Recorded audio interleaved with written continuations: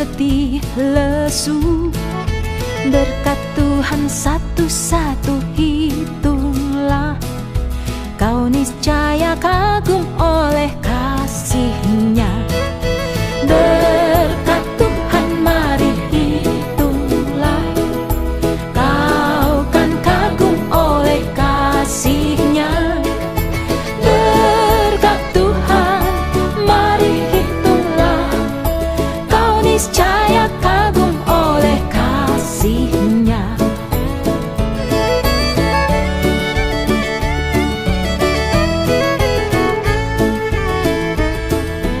Bila kau memandang harta orang lain, ingat janji Kristus yang lebih permai. Hitunglah berkat yang tidak terbeli, milikmu di sorga tiada terperi. Berkat Tuhan mari hitunglah, kau kan kagum oleh kasih-Nya. Berkat Tuhan mari hitunglah, kau niscaya kagum oleh kasih-Nya.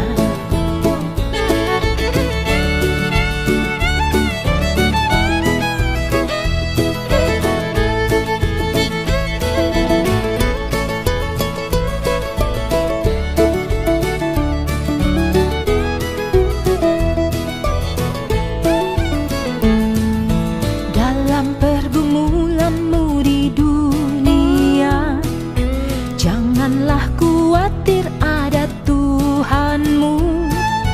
Hitunglah berkat sepanjang hidupmu, yakinlah malaikat menyertaimu. Berkat Tuhan mari hitunglah, kau kan kagum oleh kasih-Nya.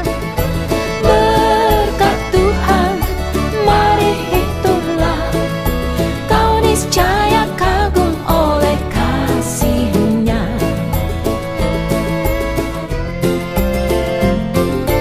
Berkat Tuhan mari hitunglah, kau kan kagum oleh kasih-Nya. Berkat Tuhan mari hitunglah, kau niscaya kagum oleh kasih-Nya. Kau niscaya kagum oleh kasih-Nya.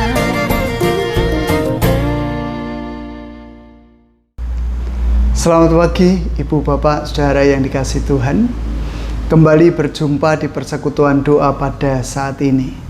Kita akan bersama-sama kembali belajar memahami akan kehendak Tuhan melalui sebagian kecil firman Tuhan. Oleh sebab itu saya mengajak kita semua datang terlebih dahulu pada Tuhan di dalam doa kita berdoa.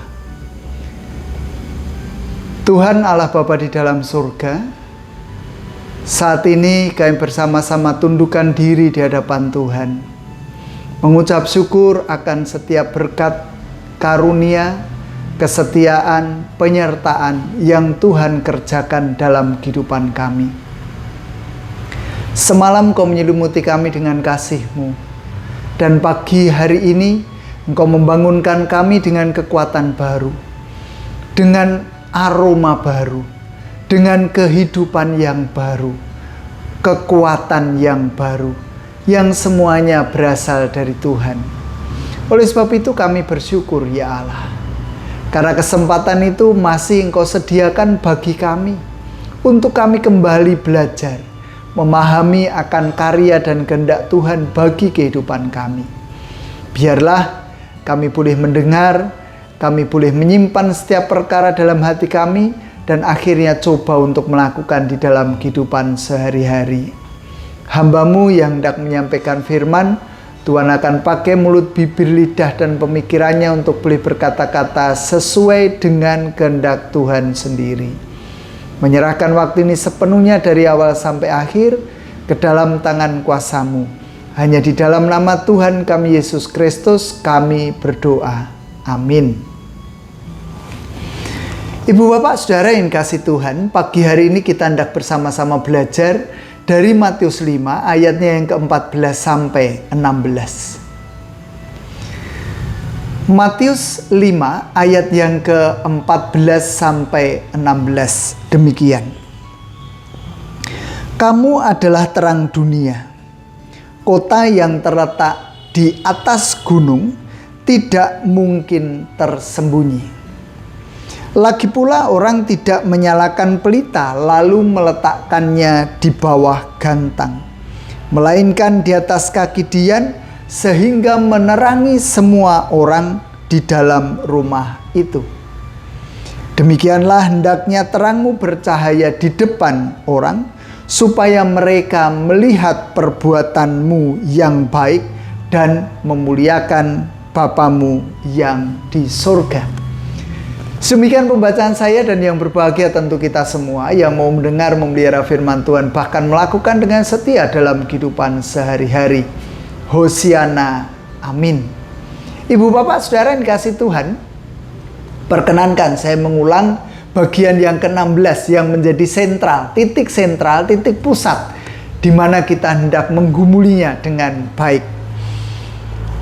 Matius 5 ayatnya yang ke-16, demikianlah hendaknya terangmu bercahaya di depan orang, supaya mereka melihat perbuatanmu yang baik dan memuliakan Bapamu yang di surga.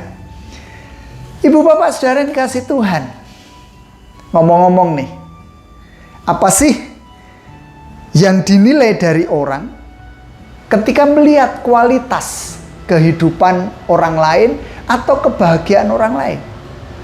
Atau dengan kata lain, kualitas hidup kita, kebahagiaan kita itu diukur dengan apa? Saudara-saudara, di zaman modern ini, di zaman sekarang ini, di zaman yang berkembang ini, atau bahkan orang mengatakan inilah zaman instan, kualitas kehidupan seseorang, kebahagiaan orang itu dinilai dari kesuksesannya.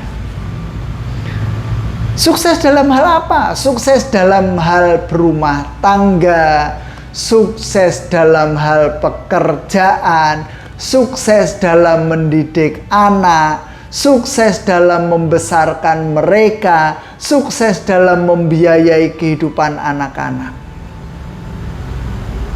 Atau orang dianggap berkualitas, orang dianggap berbahagia itu ketika dia mencapai tingkat pendidikan tertentu.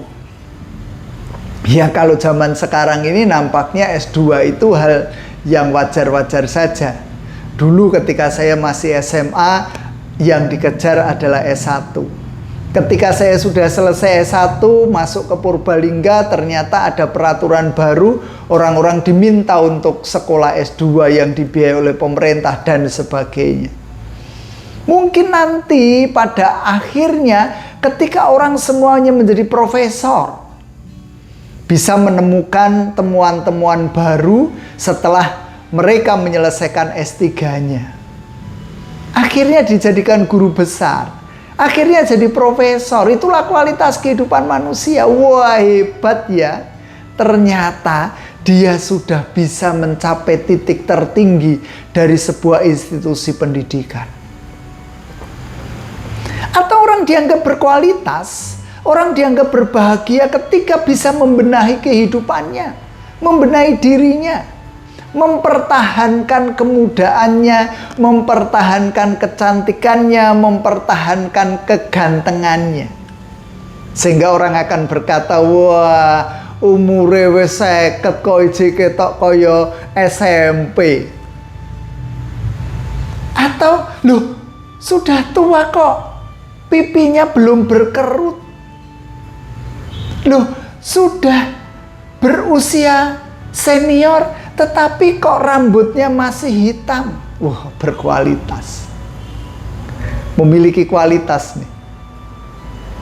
Dan lagi, ketika orang menganggap bahwa usia sudah senior tetapi masih kelihatan muda, tentu menjadikan orang itu berbahagia. Kualitas kehidupan seseorang, kebahagiaan seseorang kadangkala juga dinilai dari kepemilikannya. Seberapa banyak rumah, seberapa banyak mobil, seberapa banyak mas-masan yang ditimbun atau dipakai. Kadang orang bertanya, lahanmu sekarang berapa? Oh, aku punya kok. Yang di daerah A, di daerah B, di daerah C, bahkan yang di puncak gunung pun ada. Orang akan wow, seneng ya, lemah akeh, tuan tanah ya. Waduh, bahagianya luar biasa, saudara. Ketika lalu bisa menunjukkan berapa mobil yang ada di garasinya. Dan bukan hanya sekedar mobil biasa. Oh, itu Civic kok, Civic Wonder tahun 86. Bukan itu. Tetapi ketika mampu memperlihatkan bahwa dirinya mempunyai Fortuner, mempunyai Innova yang hybrid. Waduh, orang ini berkualitas nih. Bukan orang ecek-ecek nih. Berapa ya harga mobilnya? Oh, hanya 1 M kok, ndak mahal. Ketika orang mengatakan, hah? 1 M? Lalu dirinya merasa bahagia. Siapa sih aku ini? Lo mana bisa beli? Ndak bisa sampai seumur-umur. Ketika lalu orang memamerkan apa yang dia pakai, gelangnya, wah panjangnya sampai 10 atau 15 cm berada di tangannya. Betapa bahagianya ketika itu bisa menunjukkan ke orang lain. Dan orang lain akan mengatakan, wah orang ini berkualitas nih. Bukan hanya wanita yang biasa-biasa saja. Itu tergambar loh di sinetron Tukang Bubur Ingin Naik Haji. Ada salah satu tokoh yang selalu memamerkan gelang-gelangnya, perhiasannya. Kalau ngomong itu sambil begini-begini ya. Supaya dilihat banyak orang. Dan ketika orang memujinya lalu merasakan kebahagiaan yang luar biasa mencuat dalam hidupnya, di dalam dirinya. Ketika orang memasuki rumah orang lain lalu melihat rumahnya magrong-magrong, pernik-perniknya, lantainya bisa untuk ngaca, atau bahkan ketika masuk kamar mandi, kamar mandi kok kayak lapangan tenis ya. Waduh, enak banget, bisa lari-lari dulu, bisa senam-senam dulu sebelum mandi. Orang akan merasakan kebahagiaan. Dan itulah yang banyak sekali tertayang dalam kehidupan kita, saudara. Melalui infotainment, berita-berita di televisi, sosial media, ada TikTok, ada Twitter, ada IG, yang menunjukkan kualitas seseorang, kebahagiaan seseorang yang diukur dari apa yang dilihat, apa yang ada di depan mata, yang membuat wow. Yang menjadi pertanyaan, apakah salah sih ketika kita berbahagia, memiliki rumah yang magrong-magrong, memiliki emas yang sampai 2 kilo atau bahkan 5 kilo, memiliki sertifikat bukan hanya 1 tetapi bisa jadi 9, memiliki anak-anak yang berbobot, memiliki tubuh yang gemoy, yang montok, yang seksi, yang cantik dan ganteng itu. Apakah salah ketika orang mencapai tingkat pendidikan tertinggi dalam kehidupannya? Tidak salah, saudara. Tidak ada salahnya. Hanya kadangkala hal-hal yang itu dinampakkan oleh orang lain atau dinilai oleh orang lain, lalu kita menjadi bangga. Kebanggaan kita lalu melupakan hakikat sebagai ciptaan Tuhan yang tentu saja lemah.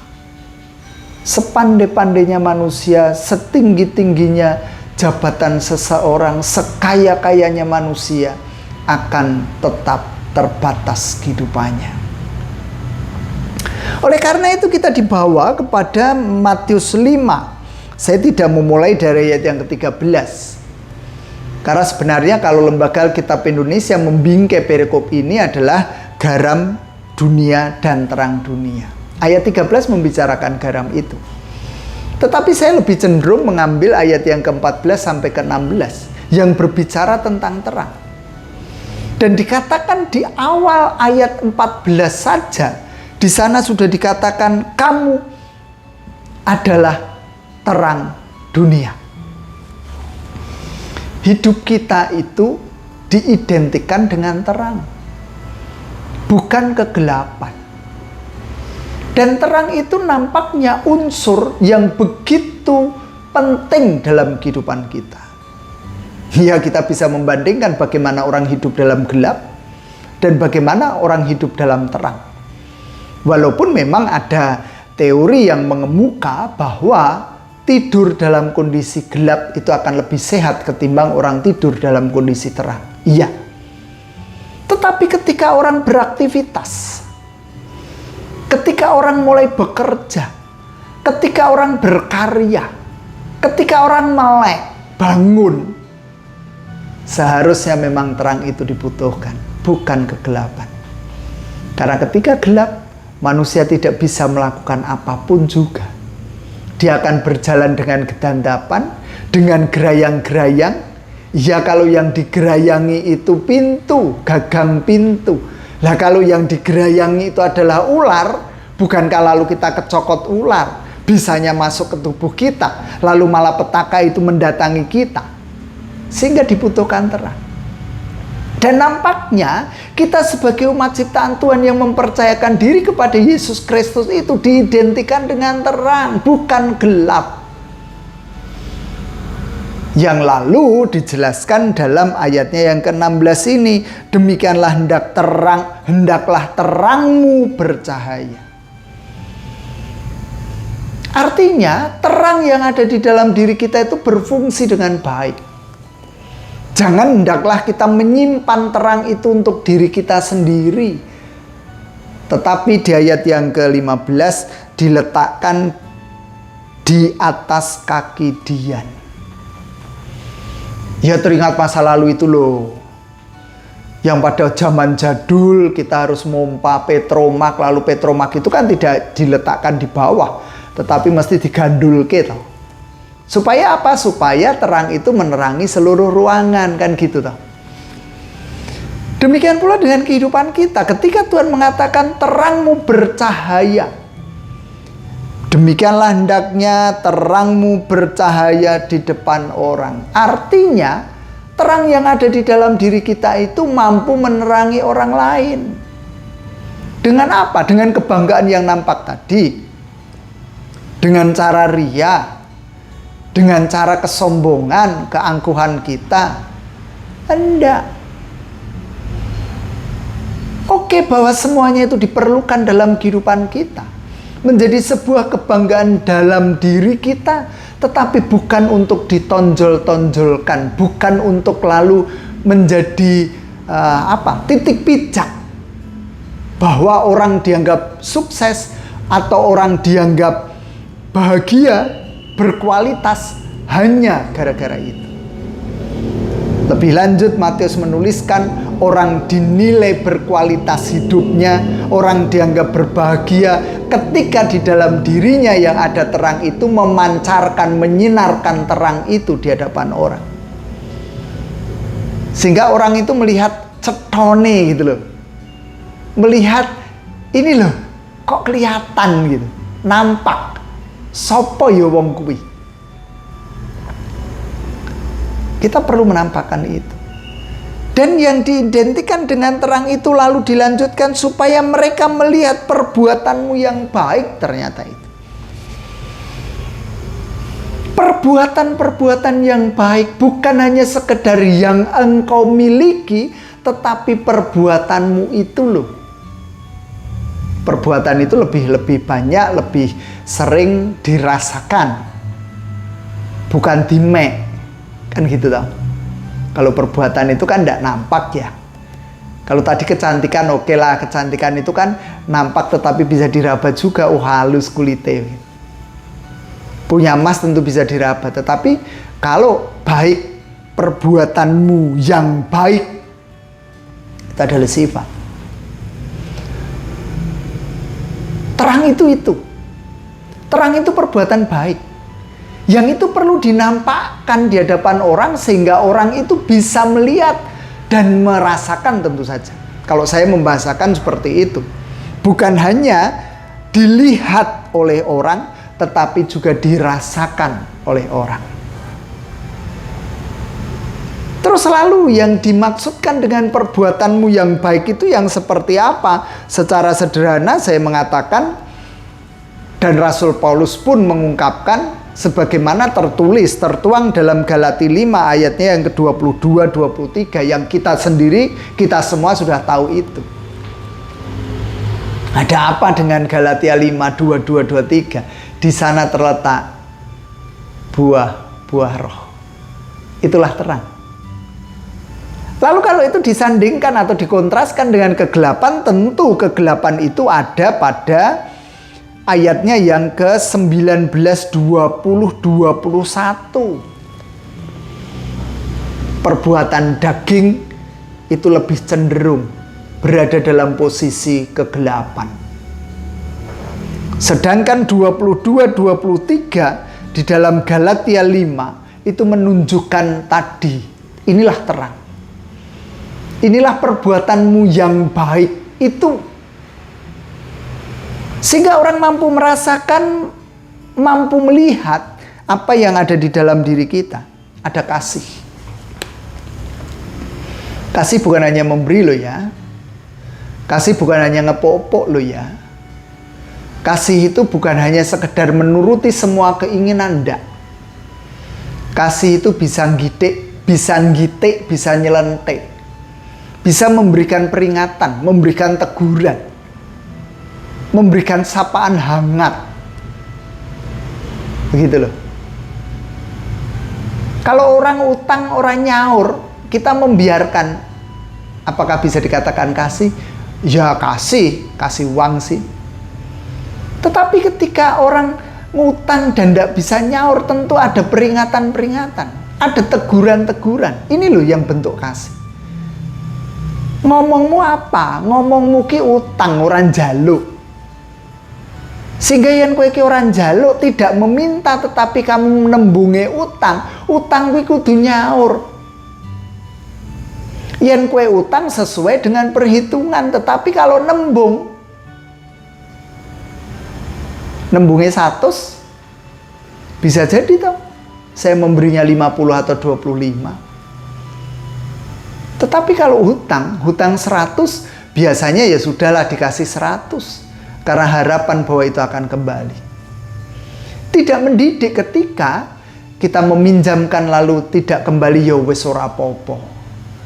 Jadi membiasakan orang lalu berbuat kejahatan atau kembali lagi ke dalam kegelapannya.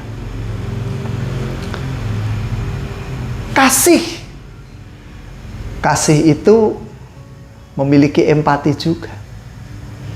Ketika orang merasakan kesedihan, kita berada pada posisinya. Seandainya aku berada di posisi dia, aku pun akan merasakan hal yang sama. Sehingga aku harus berada di sana dan aku harus mengasihi dia. Artinya saya merasakan juga kesedihannya dan ikut serta merasakan kesedihan itu. Lalu ada sukacita. Apakah sukacita juga boleh kita nampakkan, lalu dirasakan oleh orang lain? Kadang yang ada di dalam kehidupan kita itu gerutuan, keluhan, ketidakpuasan, tidak ada rasa syukur sama sekali. Orang yang merasa bersyukur atas kehidupannya, tentu dia memiliki sukacita. Orang yang bisa menikmati kehidupan apapun juga itu akan merasakan sukacita. Karena bagaimanapun juga kita tidak bisa menuntut bahwa kehidupan ini flat-flat saja. Perhatikan, ketika kita bangun tidur saja, itu bisa macam-macam loh. Kita melakukan apa dulu? Tidak bisa disamakan. Oh, kemarin aku bangun tidur ya kayak gitu, ndak. Karena kita tidak menyadarinya. Bahkan ketika kita mau tidur pun apa yang kita lakukan itu berbeda setiap malamnya. Begitupun dengan aktivitas kehidupan kita. Kadang kita nyapu dari kiri ke kanan baru maju. Kadang juga dari kanan ke kiri mundur, maju. Itulah kehidupan kita. Dan ketika kita mampu menjalani itu dengan baik, di sanalah ada sukacita. Lalu ada lagi apa? Damai sejahtera. Kadangkala bibir kita mengatakan shalom. Bagaimana dengan hati kita? Apakah kita juga memiliki shalom itu? Kadang hanya lip service saja. Servisnya bibir, gitu kan? Atau kita latah. Oke lah aku mengatakan shalom. Wong di Islam itu, di saudara sepupu kita ada assalamualaikum warahmatullahi wabarakatuh. Sehingga lalu kita kok ora apik ya wong Kristen kok ora ngomong apa-apa. Mosok ngomongnya selamat pagi. Ndak ngeristeni sama sekali. Mbok ya diucapkan shalom Aleichem saudara-saudaraku. Tapi kembali, apakah shalom Aleichem itu lalu bisa dilihat dan dirasakan oleh orang lain? Bisa jadi loh, kita ngomong shalom Aleichem, lalu orang yang menerima salam itulah awong wingi we lagi ngrasani aku ngomong shalom, gitu kan? Bisa jadi loh, itu terjadi dalam kehidupan kita.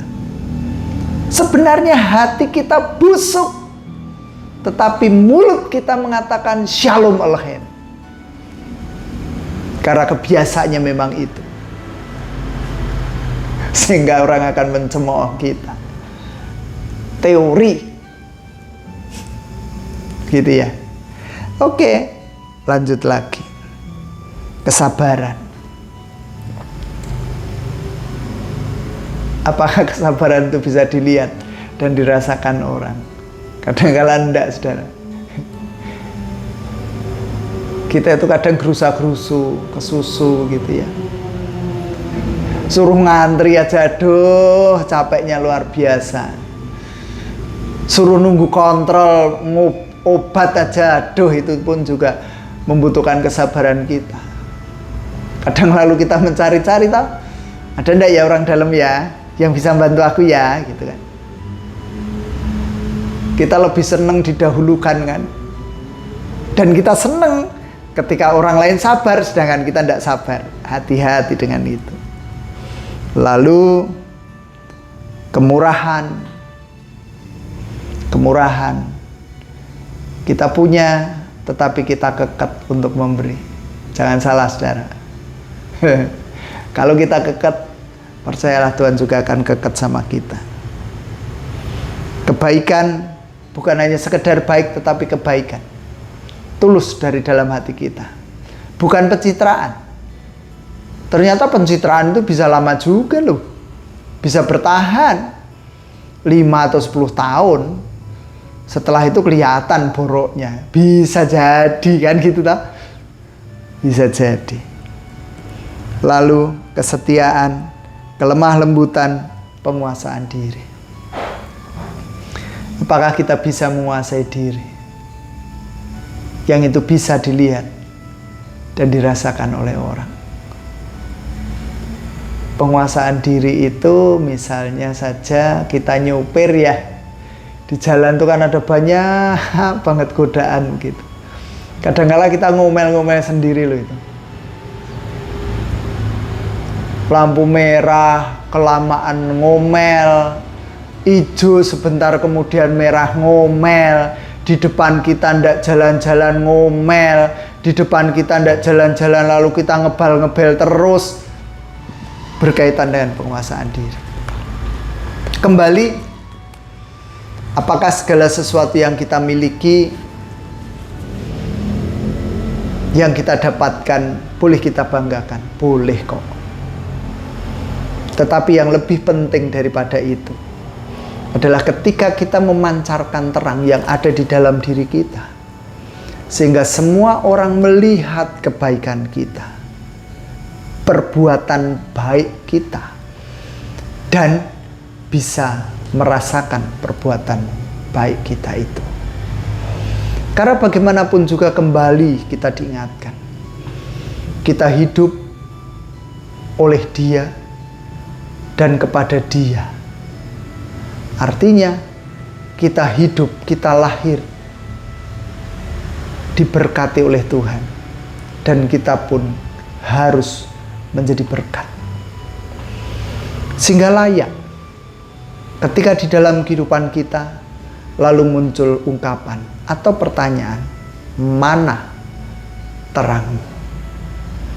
Selamat berjuang, Tuhan memberkati kita. Amin. Saat teduh untuk kita. Bersama-sama datang pada Tuhan di dalam doa kita berdoa. Sungguh kami mengucap syukur ya Allah, kalau Engkau menegur kami, menguatkan kami, menghiburkan kami akan situasi kondisi kehidupan kami pada masa kini. Biarlah kami tersadar oleh keangkuhan, kesombongan kehidupan kami, dan lalu kami bertelut di hadapan Tuhan, menyesali setiap perbuatan kami dan memperbaharui tingkah langkah hidup kami. Bapa di dalam surga, dengan kerendahan hati memohon kekuatan dari Tuhan untuk bisa melaksanakan semua perintah Tuhan dengan baik. Bahkan saat kami boleh menyadari di dalam diri ini ada terang, dan terang itu bukan untuk disimpan tetapi untuk dipancarkan, sehingga orang lain pun melihat terang itu nyata di dalam kehidupan ini. Mampukan kami yang lemah Tuhan, sehingga kami boleh menjalankan fungsi kami dengan baik. Dan di tengah-tengah perimpunan kami senantiasa mengingat keberadaan saudara-saudara kami yang sakit, siapapun mereka, di dalam situasi kondisi apapun dan dimanapun, Tuhan akan tolong. Tuhan berkati, Tuhan lindungi, Tuhan beri kesehatan sempurna. Demikian pun dengan kasepuan yang Engkau tempatkan di dalam kehidupan kami. Mereka tentu membutuhkan kekuatan penghiburan selalu senantiasa yang berasal dari Tuhan. Engkau akan melindungi mereka, Tuhan pula yang akan memberikan penghiburan kekuatan itu dalam hidup mereka, sehingga mereka boleh bersukacita dan pengharapan mereka penuh. Terlebih secara khusus tentu kami mengingat keberadaan saudara kami terkasih Bapak Gatot Soekarno beserta dengan istri, yang sekarang bahkan sudah beberapa waktu cukup lama berada di Sragen. Kami percaya walaupun kami berada jauh, tetapi biarlah tautan hati kami dekat. Kami senantiasa memohonkan berkat untuk kehidupan Pak Gatot dan juga Bu Gatot di sana, beserta dengan anak-anak kekasih pemberian Tuhan. Terima kasih Tuhan. Keberadaan kehidupan kami di dalam keluarga sebagai suami, istri, orang tua, anak, Tuhan juga jagai kami. Tuhan lindungi kami, Tuhan mampukan kami untuk menjalani fungsi kami masing-masing dengan baik. Kehidupan gereja milik Tuhan berserah penuh ke dalam tangan kuasa-Mu, bahkan di masa prapaskah, masa paskah, bahkan ada kenaikan, ada pesta unduh-unduh, kami serahkan juga ke dalam tangan kuasa Tuhan. Rangkaian ini cukup panjang, dan kami mohon berkat-Mu, Tuhan pun ikut serta hadir di dalamnya dan campur tangan di dalamnya. Kami mempercayakan bangsa dan negara kami ke dalam tangan kuasa Tuhan. Kami percaya bahwa Tuhan mempunyai kehendak bagi kehidupan bangsa dan negara ini lebih baik lagi. Di tengah-tengah perimpunan kami, mohon berkat-Mu secara pribadi. Biarlah Tuhan mendengar apa yang menjadi seruan pribadi kami.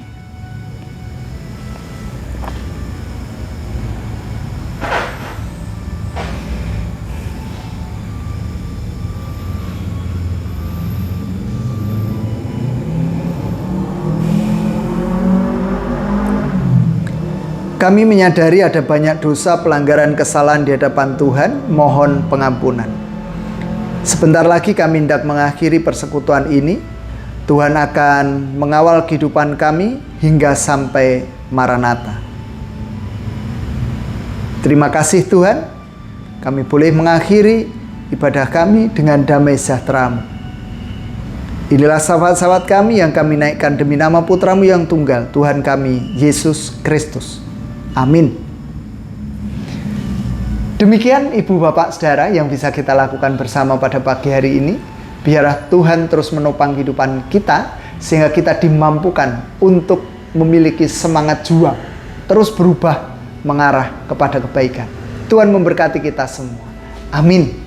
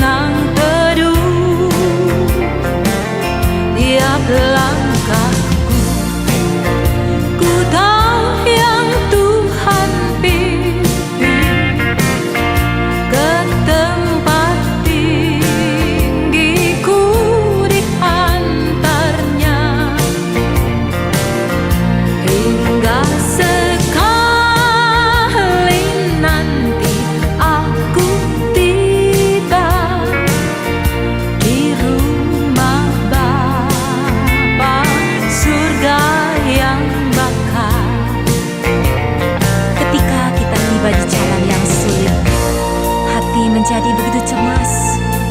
Kadang bertanya, Tuhan, Kau ada di mana? Padahal Dia ada begitu dekat, siap selalu menuntun langkah kita. Mari terus berjalan, ikuti langkahnya.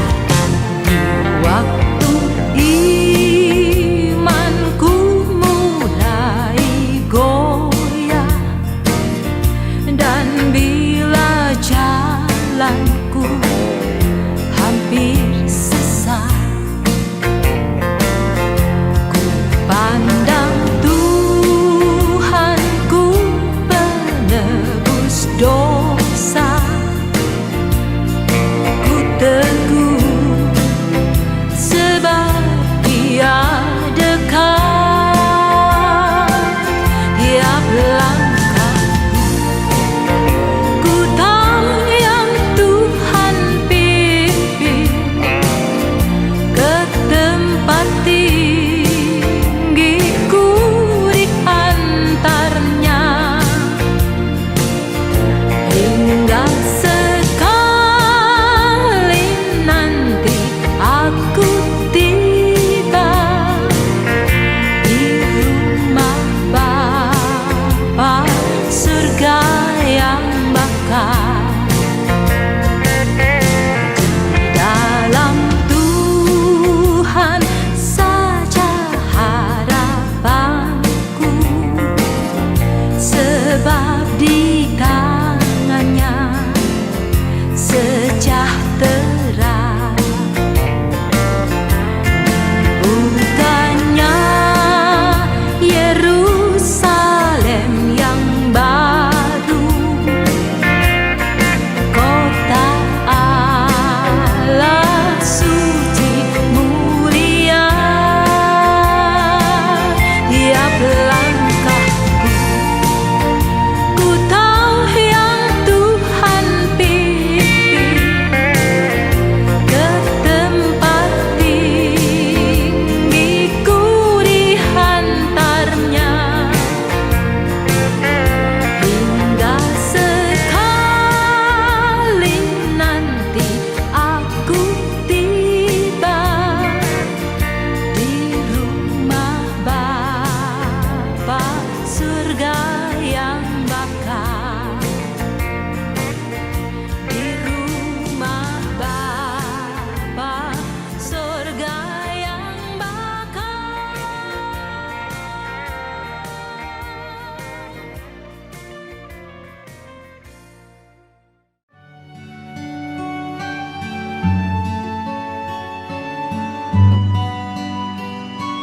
Tuhan.